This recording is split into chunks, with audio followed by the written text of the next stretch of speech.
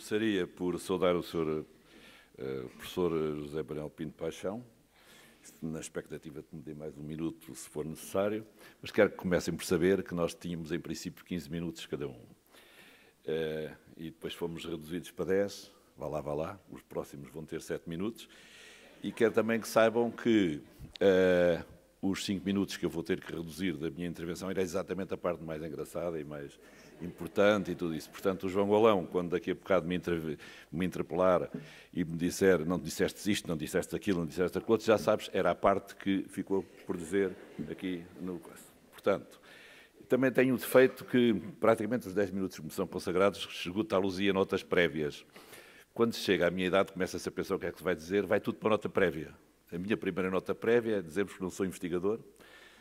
Há uma parte dos meus colegas e amigos que sabem, outra parte não sabem. Fiz alguma investigação no início da minha vida profissional e fui responsável durante 7 anos, vejam bem, da Comissão Europeia por setor da investigação agrária que estava integrado no meu serviço.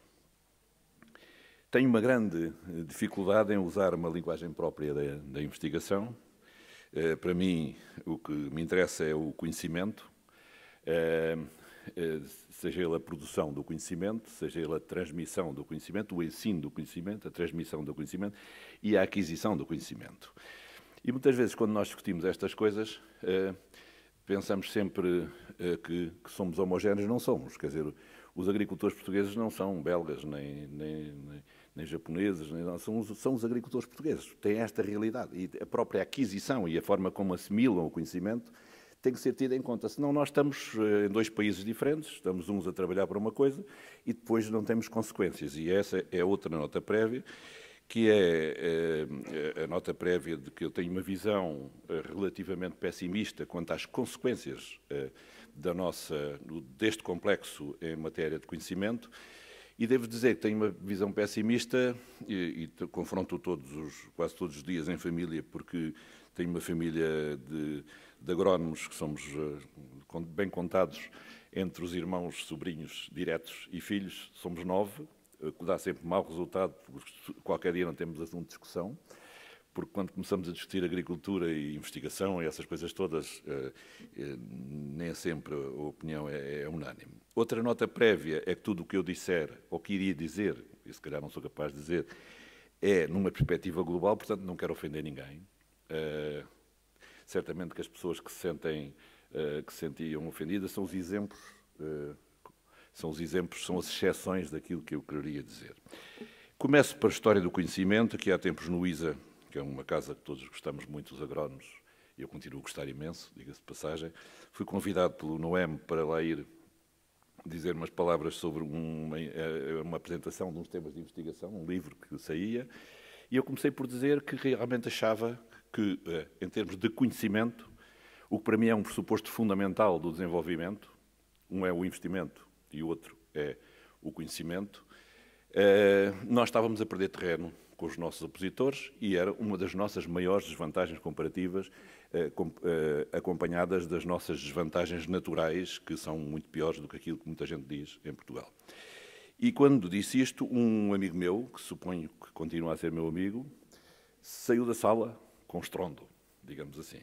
E depois outro amigo meu, também continua a ser meu amigo, disse-me por que razão é que o outro tinha saído da sala, que era como é que eu me atrevia a falar de falta de conhecimento na Catedral do Conhecimento, que era o Instituto Superior de Agronomia. Portanto, enquanto nós estivermos assim, eu estou numa minoria, porventura, de pessoas, e errado, com certeza, porque, na realidade, nós, aparentemente, não temos nenhuma desvantagem comparativa em matéria de conhecimento.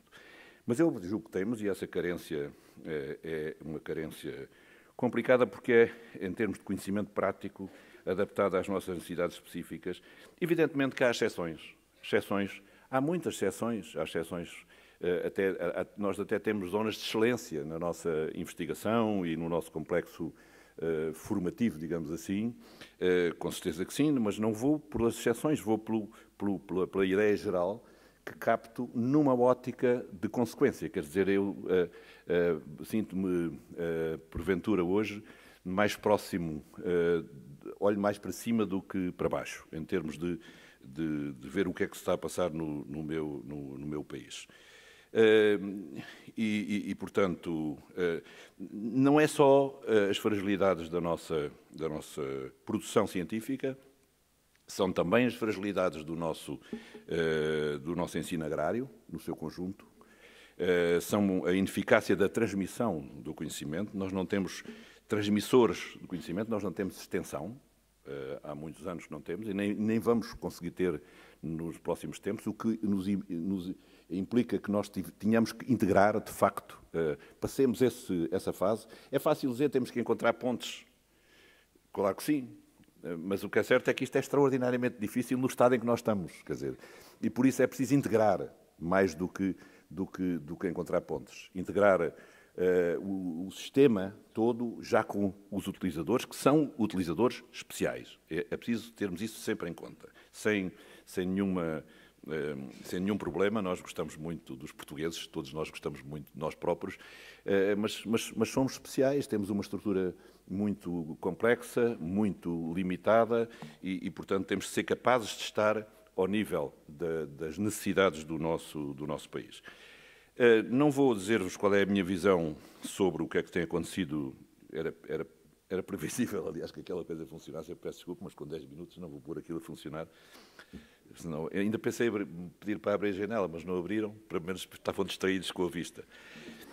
Mas vou-vos dizer apenas que, na minha perspectiva, em termos das últimas décadas europeias, sobretudo europeias e não nacionais, houve 3 erros fundamentais. Toda a gente sabe que toda a comunidade científica europeia tem muito mérito, ela é reconhecida como estando na base do progresso, extraordinário progresso europeu das últimas décadas. Certamente, todos reconhecemos isso, mas houve 3 erros, do meu ponto de vista. O meu primeiro erro foi a dificuldade de se integrar com a economia. A economia foi sempre considerada um assunto menor em termos de investigação. Não há essa integração. Os americanos, por exemplo, fizeram isso bastante melhor. O segundo erro foi o esquecimento do ambiente. Foi um esquecimento. Isto não quer dizer que não houvesse dezenas de investigadores, de cientistas, de técnicos que não se tivessem conhecimento, mas o conjunto da comunidade científica esqueceu-se, porque naturalmente se orientou para objetivos de produtividade, de aumento da produtividade, orientou-se para áreas de investigação que eram necessárias no pós-guerra, naturalmente, para aumentar a produção, porque era esse o objetivo principal, e houve aí um grande erro. Estamos ainda a pagar as zonas de sombra inaceitáveis no século XXI sobre as questões da relação da agricultura com o ambiente. Ainda há zonas de sombra complicadíssimas que nos permitem até que nos dividamos relativamente a muitas dessas matérias. E o terceiro erro foi o isolamento do pessoal da ciência, quer dizer, o isolamento dos homens de ciência relativamente aos homens da terra. Há aqui uma divisão a fazer que é importante, é que tudo aquilo que eu digo sobre ciências agrárias ou sobre ensino tem menos aplicação na agroindústria, porque na agroindústria houve melhores resultados nessa matéria.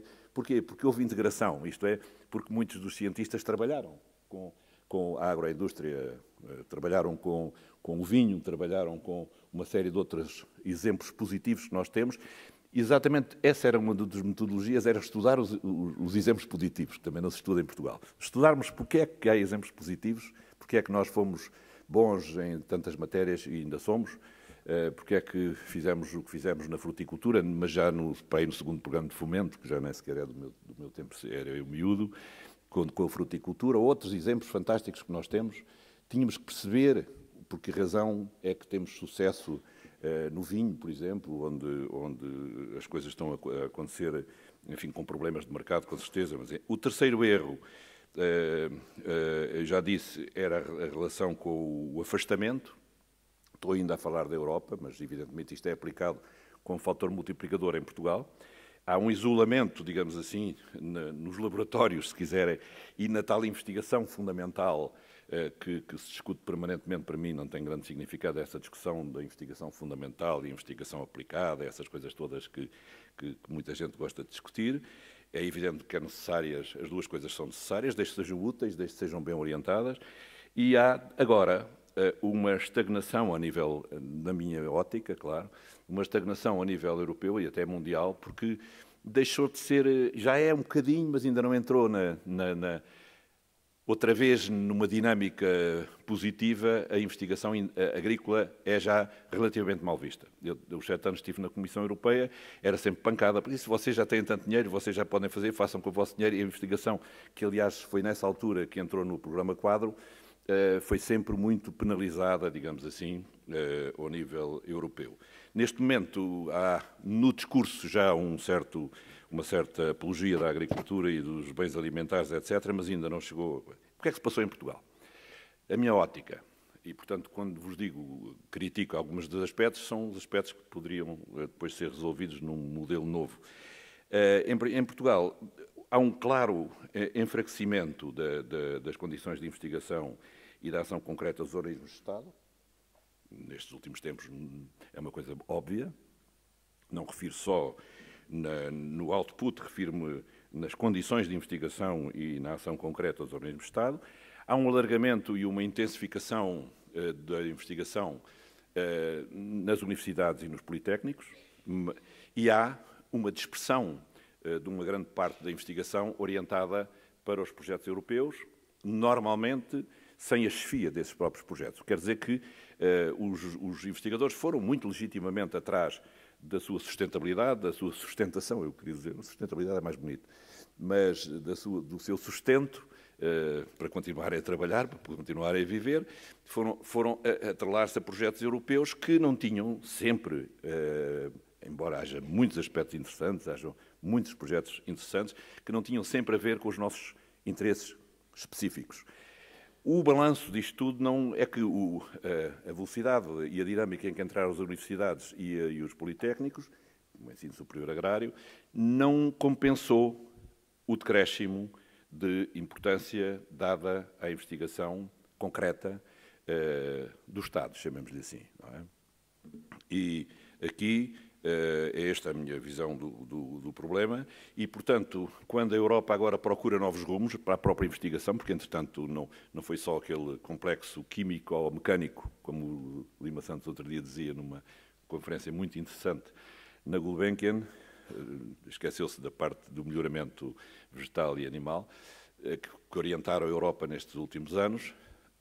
Não foi só isso, mas agora a Europa está à procura de novos rumos para a agricultura, está numa encruzilhada, está a olhar para as alterações climáticas, está a olhar para a inclusão, está a olhar para várias coisas e nós ainda não estamos nessa fase. Então, o que é que eu penso que, mais uma vez, há muitos sucessos na situação de Portugal, no passado, e mesmo no presente, quer dizer, mas a minha visão global é negativa, em termos de limitações e defeitos, digamos assim. Há uma desarticulação clara e um isolamento claro dos meios. Reparem que nós estamos a falar de dinheiros públicos, quer dizer, os dinheiros públicos também vão para as universidades, também são dinheiros públicos, independentemente dos meios próprios, mas quer dizer, os dinheiros públicos vão para os politécnicos, os dinheiros públicos vão para o INEAP, os dinheiros, portanto, trata-se de dinheiros públicos e não se compreende que haja uma dispersão enorme de objetivos, de pessoas que estão isoladas, de investigações isoladas, parcelares, etc. Portanto, falta de articulação, de planeamento, etc., que nunca conseguimos fazer. Há até uma situação curiosa que eu não sei exprimir de outra maneira, ou exprimirei com certeza mal, que é, há uma grande liberdade, cada um faz o que quer, e há uma grande falta de liberdade porque cada um tem que fazer aquilo que houver dinheiro para fazer. Quer dizer, é curioso este aspecto. O que não há é um centro coordenado com uma ideia e uma orientação. É muito difícil ter-se feito isto que todos nós temos vindo aqui a dizer. A minha ideia era não olhar para si, mas agora tive que olhar, não sei por que razão. Bom, há uma relação, há uma falta de relação com as necessidades do país e com a economia. Isso, meus amigos, há. Muito claramente, não tem muito a ver aquilo que muitos de vós fazem com as reais necessidades do país. Depois perguntar-me, mas quais são essas necessidades? Quem é que vai definir isso? Isso é um dos pontos que já foi aqui mencionado, é um dos pontos centrais do problema. Há uma coisa incrível, esta é uma ofensa, que é um desconhecimento da agricultura. Com isto eu não estou a dizer que eu conheço a agricultura, mas quer dizer, eu noto um desconhecimento da agricultura, com as pessoas com quem falo, etc., por aí fora, falo com muita gente, noto um desconhecimento da agricultura das pessoas que produzem estas várias áreas de aquisição de conhecimento, de investigação propriamente dita, de transmissão, etc.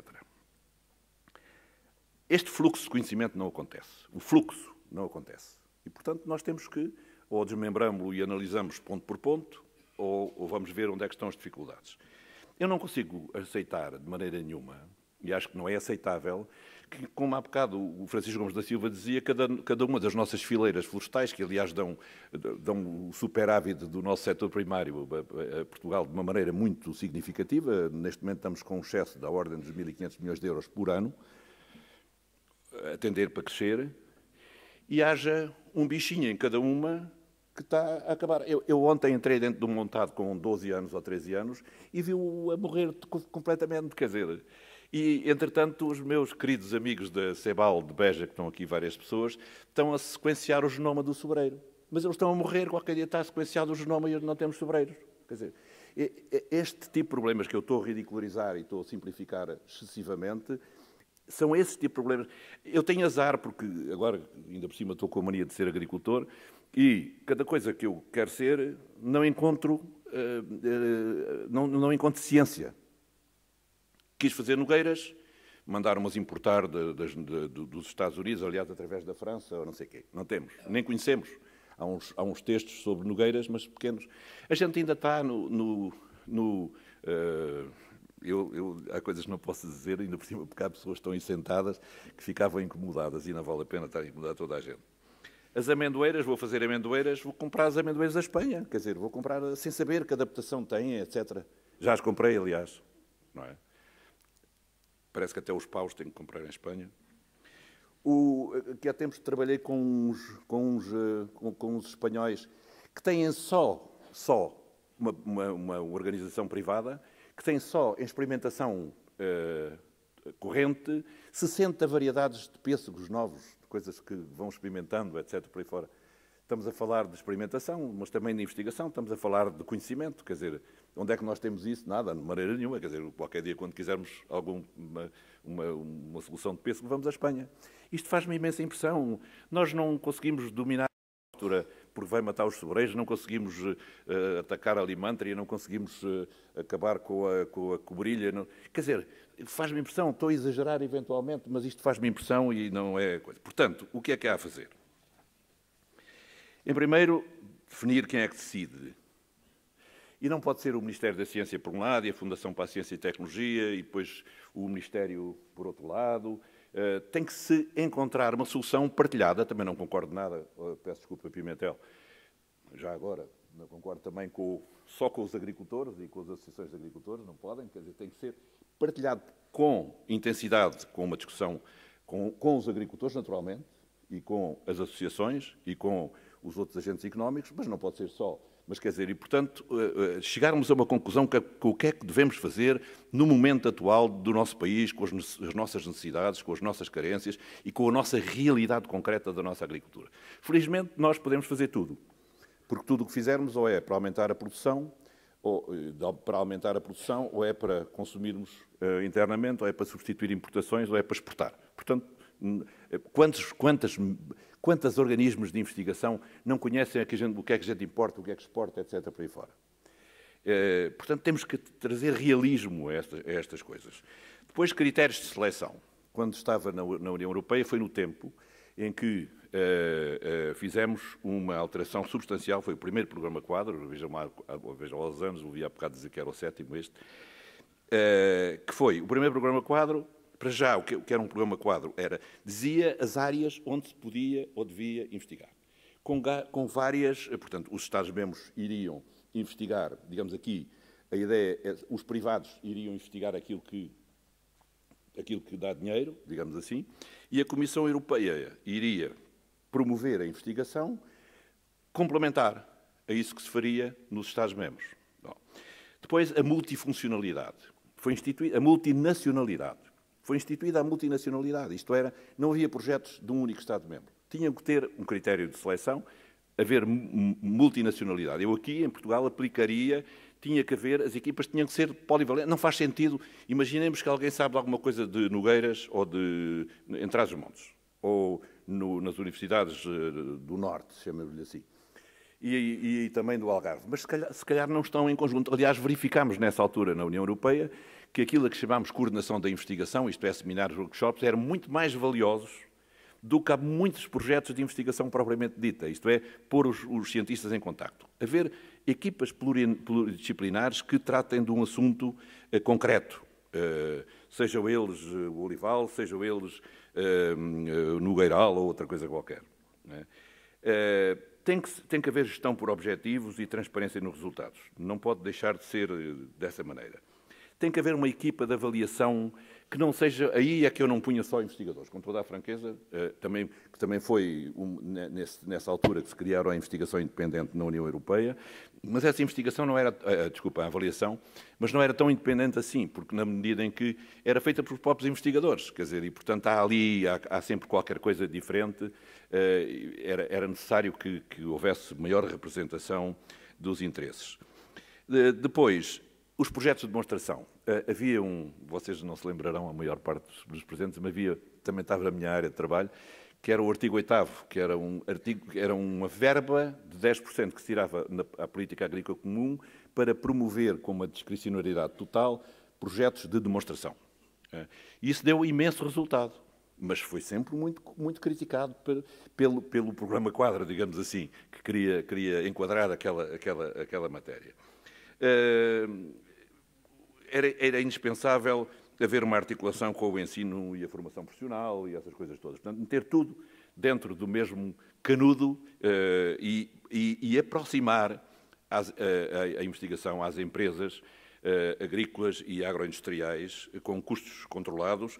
Na altura, em determinada altura, eu convenci-me que era possível, quando tive alguma responsabilidade na agricultura, que era possível fazer na zona do Alqueva, onde se gastavam centenas de milhões de euros em cimento e em água, mas nem tostão em investigação, em experimentação, em orientação do que devia ser. E nessa altura fizemos um programa que deveria entrar em vigor, que deveria ter entrado em vigor, mas que ninguém gostou, porque era na casa dos agricultores, isto era com 50 ou 60 agricultores no primeiro ano, com 100 no segundo ano, com 150, com demonstração ficava barato, a partir dos investigadores que há no ISA, na Universidade de Évora, no Politécnico de Beja, etc., por aí fora, que se encontrariam, sem custos, numa situação em que se estudaria não só os setores, mas também o mercado, etc., por aí fora.